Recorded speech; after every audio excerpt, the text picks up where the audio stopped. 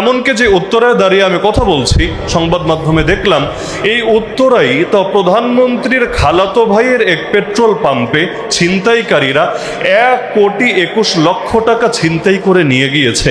তাহলে প্রধানমন্ত্রীর খালাতো ভাইয়ের পেট্রোল পাম্পের যদি নিরাপত্তার এই অবস্থা হয়, আমার আপনার নিরাপত্তার কি অবস্থা হবে? বড়ই দুর্ভাগা সেই জাতি যারা আল্লাহর দেওয়া সুযোগকে কাজে লাগাতে পারে না, কারণ সুযোগ সবসময় আল্লাহ সবাইকে দেন না। কিন্তু সুযোগ পাওয়ার পরও যারা সেই সুযোগকে কাজে লাগায় না, বরঞ্চ অকৃতজ্ঞতা করে এবং ভুল পথে হাঁটে, আল্লাহ তাআলা তাদেরকে সেই নিয়ামত দীর্ঘকাল দিয়ে রাখেন না, বরং এক পর্যায়ে নিয়ামত ছিনিয়ে নেন।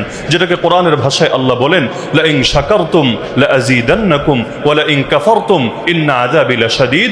যদি তোমরা কৃতজ্ঞতা প্রকাশ করতে পারো তাহলে আমি নিয়ামতকে আরো বাড়িয়ে দিব, আর যদি অকৃতজ্ঞতা করো তাহলে শুধু নিয়ামত কমিয়ে দেব তা না, মনে রাখবা নিঃসন্দেহে আমার আযাব বড়ই ভয়ঙ্কর, বড়ই গুরুতর। আমরা দেখতে পাচ্ছি এই 2 বছর পরে সে এখনো পর্যন্ত মানুষের জানের নিরাপত্তা নাই, মালের নিরাপত্তা নেই, ইজ্জতের নিরাপত্তা নাই।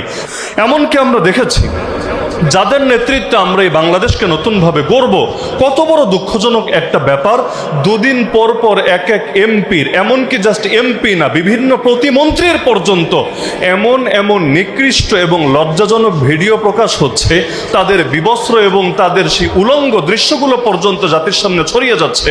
এমনকি আমাদের সেলিমউদ্দিন ভাই সিলেটে যে আসনে নির্বাচন করেছিলেন, সিলেট 6 আসন, সেখানে তার প্রতিদ্বন্দ্বিতা যিনি করেছিলেন এবং পরবর্তীতে যে কোনো মাধ্যমে হোক সংসদেও গিয়েছিলেন, নির্বাচনের আগে পর্যন্ত তার শরীরের সমস্ত অঙ্গ প্রত্যঙ্গর জাতির দেখা শেষ। তো যাদের চরিত্রের এই অবস্থা, যাদের নীতিনৈতিকতার এই অবস্থা, তাদের দ্বারা এই দেশ কি পাবে, এই জনগণ কি পাবে? মনে রাখতে হবে, যাদের দিলে আল্লাহর ভয় নাই, তাদের দিয়ে আল্লাহর বান্দাদের উপকারেরও কোনো আশা নাই। এজন্যই তো ইসলাম নামাজের ব্যাপারে এত উৎসাহ দেয়। আমার আগে এক আলোচনা, সম্ভবত আগামী দিনে যিনি কাউন্সিলর প্রার্থী, তিনিই বলেছিলেন যে শাসকের 4 দায়িত্বের মধ্যে ইসলাম বলেছে 1 নম্বর দায়িত্বই হলো নামাজ প্রতিষ্ঠা করা। কেন? কারণ আল্লাহর কোরআন বলছে, ইন্নাস সালাতা তানহা আনিল ফাহশাই ওয়াল মুনকার।